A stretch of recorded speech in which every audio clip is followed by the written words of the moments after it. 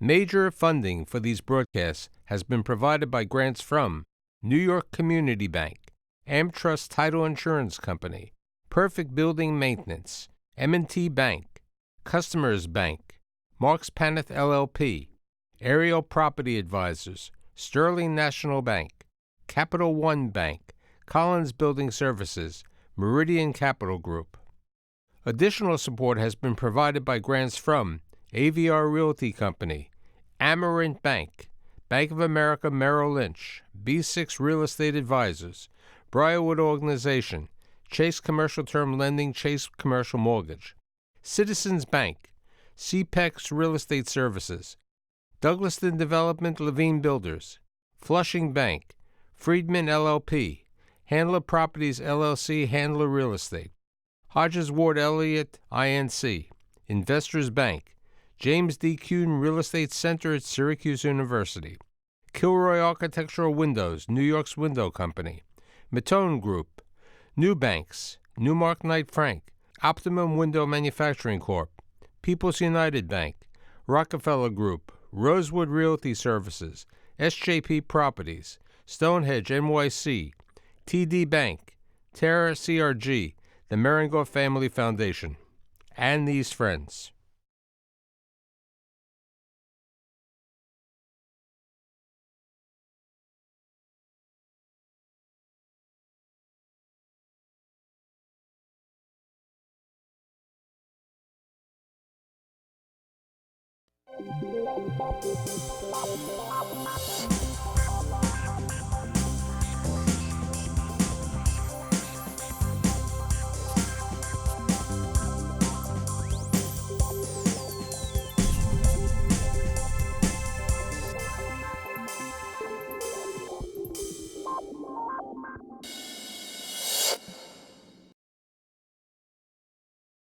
You have 8.5 to 9 million people living in New York City.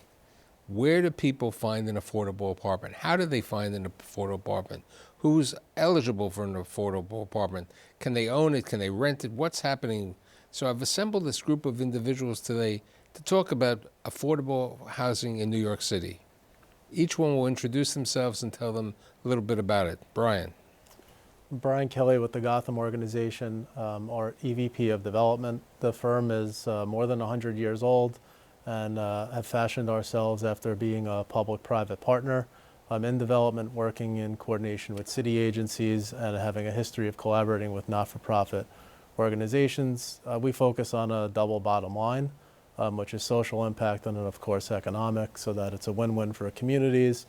And right now, throughout the four boroughs, excluding Staten Island, we have at least 3,000 mixed-income apartments in our pipeline, which are in design or in near future are groundbreaking.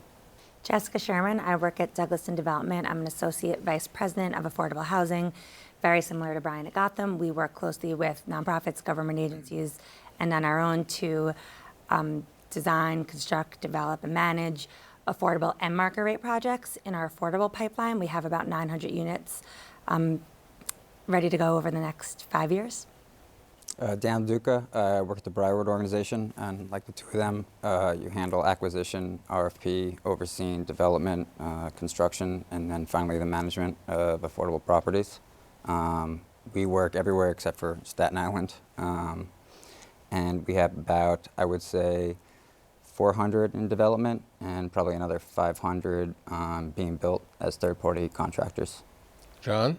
John Valadares, Slate Property Group, historically market rate developers, but a huge focus of our business going forward is in the affordable sector, affordable, homeless, and supportive housing. We have probably a few thousand units in our pipeline, including entitlement work and JV work, mostly in the Bronx, Queens, Far Rockaway, nothing in Staten Island, and nothing in Manhattan. So here's the question. How does a developer make a decision of where they're going to try to build an affordable housing? Because land is expensive, development costs are expensive, but how do you make a determination? I think there's 3 real ways that we can identify affordable housing sites. The first is pure acquisition. So not as much today, but historically there's been a lot of land, before the last 3 years, maybe in the Bronx, where it made sense to acquire a site and build it affordable.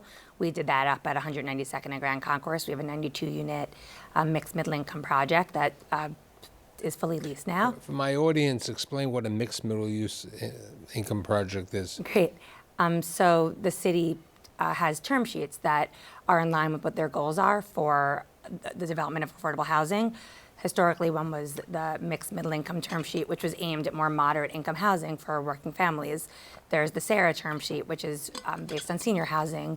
There's Mix and Match, which has different levels of affordability. So both at the city and state level, you can sort of understand what the affordable housing goals are. And within those, you can sometimes, they're flexible, so you have options to choose depending on what AMI levels you want. Depending on the size of the project, you're given a range of AMI levels. And just outside of acquisition, there's RFPs from the city, which I know we go after often and are really great, exciting projects that also align with city priorities, and then partnering with nonprofits, cultural institutions. Right now, the latter two make a lot more sense than straight acquisitions. And I think the last one is, another one is just entitlement. I think that it's partly through acquisition, but it's through rezonings, it's through MIH, because they're not making more land unless you rezone it. Significant a portion of apartments are created via working with nonprofits. Explain why you work with a nonprofit for an affordable housing development. Land, as an example, is essentially becomes subsidy or contributed basis as equity to fulfill the affordable housing plan. In East New York, the concept was to create a win-win where we're not buying land, we are joint venturing 50-50 heads up with our partner, which is a well-established, well-represented congregation that looked at their excess land and from a mission-based perspective wanted to create inclusive mixed income housing such that we weren't warehousing all one income level, but then to create an organic community, which is defined as Reverend Bernard as an urban village where, like a traditional New York City neighborhood, you can have education, shopping, restaurants, open space. Workshop, visit, play. Everything, you name it, all in one spot. So to me it was, wow, this is a tremendous opportunity. This is like the culmination of a dozen RFPs in one, where we can, from a clean slate, without any displacement, create a community within a larger community. Now, in this development, they're all for rent. The objective is to include a component. So as an example, we designed thus far within one of our private streets that's publicly accessible to create masonette units, which would be for affordable home ownership. We're doing something similar, but on a smaller scale with a Lutheran church, which has a big parcel of land and a place of worship that they want to upgrade or redo. So in exchange for putting the land as equity, we're giving them a brand new church, essentially.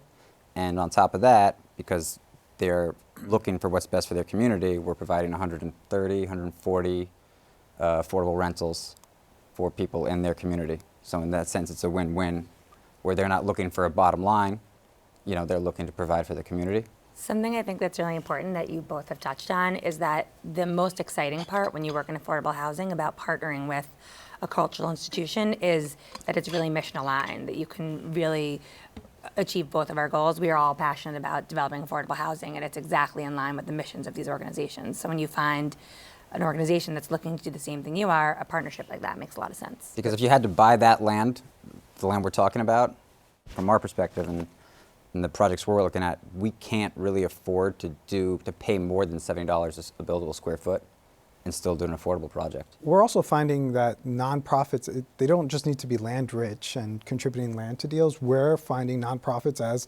great experienced development partners that have been developing affordable housing themselves for years. There's nonprofits out there such as Canva in Brooklyn that probably have developed just as many affordable housing units in Brooklyn as any for-profit developer. They come with a balance sheet, they come with experience, they come with connections, and they come with a great mission at the same time. It's And true, they we want work. to stay involved. They don't want to be bought out and leave their communities. These are places they have long roots, and as you mentioned, those can be really beneficial in understanding what a community wants in the project and getting it out of the ground. Because they're mission driven, that and the funding they're getting is to go towards this. So a lot of times, like we work with self-help and settlement, they're buying the land and bringing us in to help them develop it, and then they're going to manage it. Explain for my audience the difference between regular affordable housing and senior housing.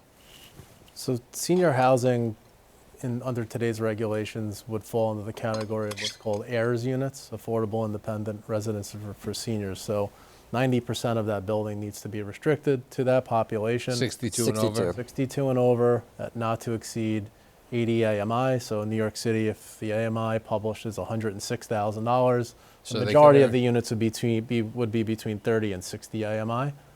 And so 90% of that floor area would be specifically allocated to a senior population. And there's funding within your budget for social services to make sure that you're connecting seniors with the services they need to age in place and to, thrive in the. Now, are the services done through a nonprofit like you were talking about self-help? In our case, yes, that's why we partner with them, because they specialize in managing those, because we don't have the capability. So they're specialized in actually underwriting it too, because they've worked for the city in the past and they're reputable and they know what they're doing. What about for sale? That's in all the shows that I've been doing. Many years ago, we used to speak about for sale, especially when your dad built on 116th Street, and there was more for sale based on a certain price, and there were anchor programs and other programs. Today, can people get an affordable for sale unit? Because ownership is still a very important part of what people want in their lives. Michael, in reaction to that, we're undertaking land use actions on a few developments and are exploring working with city planning and HPD to try and create affordable home ownership without leveraging public subsidy capital by enabling the market rate units through the land use action to cross-subsidize the creation of affordable home ownership. Really, the only way that could happen is such that the affordable homeowner doesn't have the real estate tax burden over the long run, such that they can borrow a manageable amount of debt that is covered by their 35% income limitation, and can put down a deposit which is manageable but meaningful, such that they would be vested in equity in the community that they thrive and live in. Grant Avenue was a co-op up in the Bronx. Right. That was 160 units. We sold that out in a weekend. Right. We had I think 100 times the amount of applicants as we had units. I think where you'll see opportunities arise to create affordable home ownership is any zoning action now that requires mandatory inclusionary housing. If you're in higher cost areas, then the market rate side is going to naturally gravitate to being for sale condominium units. Developers are going to take a harder look at how to create affordable home ownership, so that there's the synergy between the tenancy, both on the affordable side and the market rate side. I mean, people have to be realistic under the current 421A program, the 70-30. 30% is affordable also for a period of 25, 30 years or even higher. When you hear affordable, it's not a self-contained unit. It's also in major developments. Most of the residential work that Slade has been doing include a 30% affordable component, correct? Yeah, absolutely. Historically, anything included in all of our rezonings, we're subject to MIH units. I think the city hasn't really achieved their home ownership program because they've been focused more on the lower AMIs in their affordable housing programs, and it's difficult to achieve both goals because when you have those low AMI units, the purchase price for the homeowner program, the prices just don't work out. They barely carry their operating expenses, so there would be no money to actually purchase. If you had a 40 or 50% AMI unit, it really only works at the 70, 80, 90, or up to 130 AMI. From the sake of point of view of mayor, he's getting more affordable units for his dollar if he goes rental, which is why they push the rental programs, because they can say we're generating this amount of affordable units, whereas the And at the corporate incomes that programs need it most, right? Now The with the- low, Right. really low AMI individuals. But there's those something to be 30s to said 40s. about the power of home ownership, especially in these areas that you want to see come up. Everybody was mentioning that you're doing business in 4 of the 5 boroughs. You're the only one who's doing business in the 5th borough. The 5th borough happens to have a lot of available land. Yeah. They have new ferry systems going in there. They have amenities. They have shopping. Why aren't we seeing more affordable housing being built in Staten Island? I just haven't found any sites in particular that worked within our business plan, but the waterfront areas have definitely upticked. There have been some successful developments. To credit the Irby product on the waterfront has done tremendously well. So just It's density, right? density in particular, and the number of sites that are available, make that density available. What Sites about- where you could build larger developments or Okay. where We we just want to built put our a capital. gorgeous senior project in Staten Island. It's on a beautiful campus. There's walking paths. There's services, as I mentioned, provided by the JCC of Staten Island. There's community spaces, so we think Staten Island's a great place to build, and we're definitely continuing to look at other Because options most there. of the development, especially I noticed in Briarwood, is the Bronx. We have 2 that we're working on right now in Bed-Stuy and Brooklyn. I mean, we go where we're going to be able to get the funding and the subsidies. I mean, it really, the city kind of dictates where we think and where we have a good partner who's interested and has a leg up in terms of getting online to get these subsidies. We'll go anywhere. As Now- far as, you know, We were talking about community facility spaces. Community facility space, the fresh grocery program. What other programs are included in many of these affordable communities? Well, Brian mentioned AIRS. AIRS zone. It's basically a 20% zoning bonus for building senior affordable housing. So that's one that we're using in the Bronx. I think it depends on where developments are too.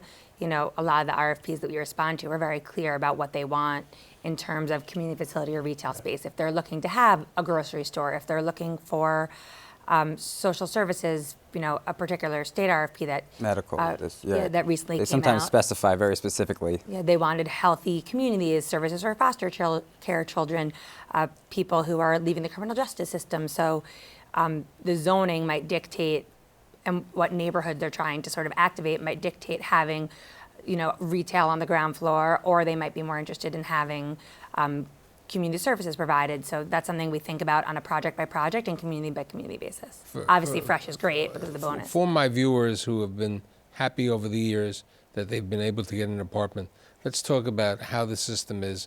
Housing Connect is very important. Explain Housing Connect, and if you don't have a computer, how you can also apply, and the income ranges and so on. So as you mentioned, Housing Connect is great because it allows people to see all of the available units online. Which basically means you go open up your You open up computer. an account. I actually opened one the other day, so I can look and around. you go www.housingconnect or just Housing Connect, right? And once you're there, you're able to see the different buildings that have availability, and you're eligible to apply based on your income band. So different projects have different incomes. As Brian mentioned, it's based on area median income. So as The a area And, meaning and family the- size. yeah, and family size. Which I think some of the people who are applying for these lotteries, that's a little bit complicated to them. So area median income for a family of 4 in New York is $106,000 a year, and you can only pay up to 30% of that in rent. So the point is obviously to stabilize families by limiting the amount they spend in rent so they can afford the other things they need to live a full life.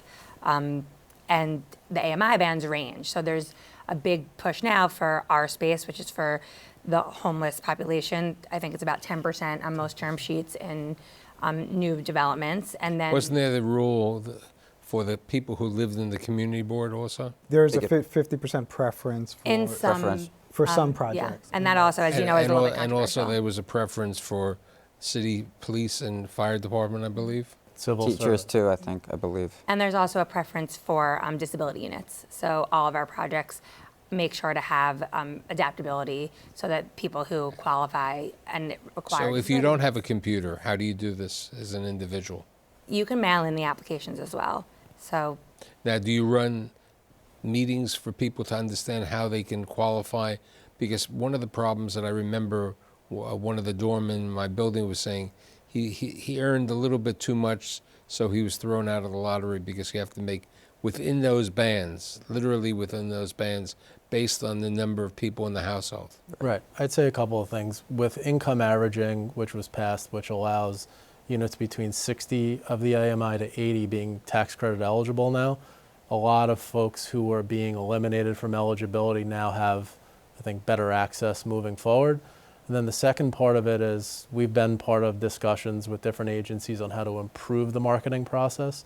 And that would include creating something online that helps steer residents to, through Q&A, what neighborhood are you interested in living in? How large of a unit do you need? What do you make? Sort of filtering through so that they're not throwing darts at the wall and they can focus their search. I think that's a key part of it. And thirdly is a lot of tenants get frustrated that there's one line for all the units. And if there's units at 30 and units at 130 AMI, everybody shouldn't be at the same line because that really slows things down. And someone that has limited means doesn't have the ability to just keep holding on with the existing apartment they have or don't have, right? So there's a push and pull to find a better system. I would add 2 things to that. One is that one of the benefits of also working closely with nonprofit partners is they have large networks in the communities that we build with them in, and they often, for example, the Actors Fund, who's our partner on our Hell's Kitchen project, they hold sessions helping people in the community understand how to apply for housing. And this, this is part of their regular programming, not just about this project, which is years away. I think also one thing that it's important to get out and that is important from a marketing perspective is helping people understand that there are houses available at those higher income brackets, because I think people who are looking at units that are somewhat close to market Right, because you don't can realize be that earning they up could be to eligible. 130% of AMI. On some Depending, units, yeah. yeah. Right, so on 130%, you could be earning $142,000. Exactly, and Okay. making And people. A lot of people don't realize that they could actually, Qualify. right. So for 8 years, I lived in Long Island City, and we happened to win the Sites F&G RFP for Hunters Point South, Gotham, which is on the southernmost end of the waterfront. It'll be 1,100 plus apartments. And watching friend after friend after friend leaving the neighborhood because as rents escalated, the $40 rent market became 60. So what I found is a lot of folks that were moderate and middle income applied for the first Hunters Point sites, got into the lotto through the community preference, and now reside in the first building that Related built in. Beautiful, middle income, moderate income community, and now they have a rent stabilized apartment. And they're protected for life. And they're protected. So these are hard working class families that wanted to call the neighborhood their home for the long term, and it created an option for them. Otherwise, they would have been pushed out. Did they know about it because they were witnessing it go up? And they're in the immediate community. The marketing It's a little bit process was harder very when you're- smart. Right. There were model homes for middle income units. There was advertising. Folks became aware. And so Now, I remember a number of years ago, some of the senior housing that was built by Silverstein on the west side, they couldn't find people to move into the apartments. Has that happened in certain other neighborhoods? I think in the Bronx, some of the higher income bands can sometimes be hard to fill because depending on the type of unit, and when you look at the guidelines for size and HPD and HGC units, they're smaller units in new buildings that are close to market. If you go down the street, you might get something double the price, double the size, that's a little bit older for the same price, or something smaller that has amenities that's market. I remember that specifically on Silver Towers, they had like 130 or maybe 140 senior housing, and based on it was a certain, they were like 30% of AMI. So somebody was making a maximum of $30,000 here. They didn't have enough applicants for those apartments. I don't think they're experiencing that now at all Right. with the senior units, especially at those lower AMI bands, like just Lower ones, yeah. at the higher AMI bands. We there's just been finished some, Elton, which is in Melrose, which is an RFP. We were actually designated, I think it was 11 years ago now. And we just finished, and that's 200 units, and Phipps is handling the rent up for that, and they're having a slow go at the higher bands. We list up 160 low income, so 30-60% AMI units in Staten Right, Island. and people have to understand when they're leasing an affordable apartment, they're not obligated to pay a broker's fee, right? They're free. Where do you see the opportunities in affordable housing? Is it on New York City Housing, NYCHA property? Yeah, there's two things you haven't talked about that I think are really interesting and important right now. The first is definitely that NYCHA is putting out RFPs to do public-private partnerships to rehabilitate and preserve 62,000 units over the next 10 years. So that's, I think, a really big thing in the affordable housing space. It's really important for NYCHA. It's really important for, the Right, hundreds we of have thousands of New Yorkers. all these New York City housing units which are in need of major renovations and repairs. It's a really exciting partnership. And I think also with the changes in the rent stabilization laws, there will be a different way people look at, obviously at a different price point than people were before, but there's definitely opportunity for seasoned developers to purchase Right, because you're existing able, buildings and rehab them. under the 11A program, I think. Article 11. Yeah, there's, it's not our forte. We're fashion as builders, as you know, Michael, but there is a niche where middle market existing buildings could be acquired for preservation rather than for what some other sponsors did, which is what excited the electeds, which was, turning units, which was taking units. out Right, of the because affordable under the housing. preservation, they preserved, but your taxes are also saved for the next 25 or 30 years. Right. It's purchasing long-term affordability. In addition to the preservation work that Jessica mentioned with NYCHA, there's still just land that NYCHA has. NYCHA's sitting on a ton of land that that should be and I think will be open to developers. At my last, With regard to NYCHA, we were talking before about the parking lots because they're, you know, it's not just parking lots; it's land. It's At land. BFC, They we would- developed senior LGBT housing on vacant land on Myrtle Avenue in downtown Brooklyn. It was a NYCHA RFP. It was NYCHA land, and we built 100 and 150 units of 100% affordable senior LGBT housing. It just on land that had a few trees on it. There's a ton of opportunity like that all throughout NYCHA's portfolio. I remember 10 years ago when the city's funding agencies didn't have any subsidy capital left or very little of it, right? We're at a peak where demand is now you can get online and wait for 2 years. I think the mandatory inclusionary program longer term will leverage and create more units through private capital. Under the mandatory inclusionary housing, how much taller can you build? So I think we would all agree that there are not a ton of sites that are as of right nowadays that are available to purchase. So any land use action, any rezoning, any major special permit is going to require mandatory inclusionary housing. So if we were to buy a manufacturing site in an unprotected area, not in an industrial zone, and create 300 units, we'd have 100 permanent affordable apartments under the 70-30 program. So without government capital, assuming you can purchase that land and rezone it accordingly, you could create, in an area where market rents support it, those affordable housing units through cross-subsidization. It depends on the market that you're in and what the consumer needs. And if they allow you to expedite that process, because buying land and having the carry cost of buying that land and then going for a rezoning or an upzoning, some of these things can take, It could a take year, years, 2 years, right. right? Well, that's and why it's- NYCHA sites are so attractive, right? You don't have to have that. It could be rezoned, entitled, while it's still under Right. city control. And Right, then they don't need the rezoned. money up, right. So no in money con- up front. In conclusion, for affordable apartments, my apple is bright. And there are good things because all of the people are working over here and developing more apartments. And people winning the lottery for an affordable apartment is better than winning the lottery on a scratch-off game, as one would say. I'd like to thank Brian, Jessica, Dan, and John, and I'll see you next week.